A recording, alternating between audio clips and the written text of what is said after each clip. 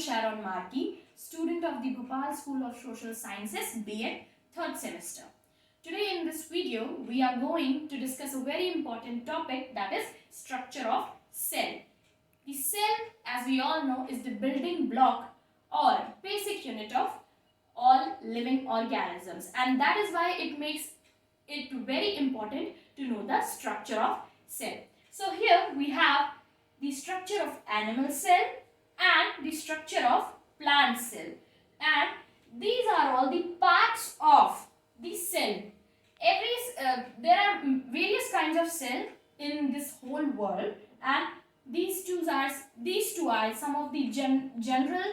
This is how the general cell structure look like, and one by one we will discuss each part of this cell, what its function is and how it helps or the life processes goes on inside this cell. So here if you see that both animal cell and plant cell have a covering which is called cell membrane. What's the function of cell membrane is? The cell membrane protects the contents that are present inside the cell, and it maintains the structure and shape of the cell.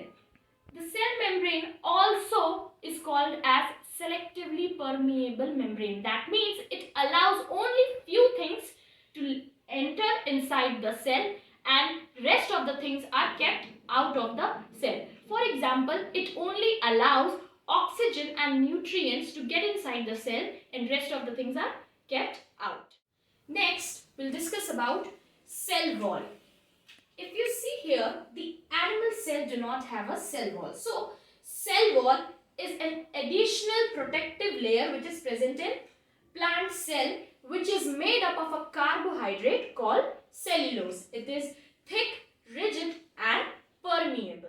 Cytoplasm is the matter inside the cell which consists of various cell organelles. Cell organelles are all the things that are present inside the cells. So cytoplasm is the jelly-like fluid inside the cell membrane consisting of various cell organelles like nucleus, chloroplast and vacuole.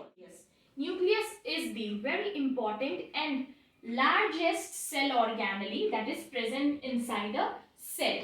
Inside the nucleus, there are some thread-like structures called as chromosomes, and these chromosomes together forms a dense tangle which is referred to as chromatin.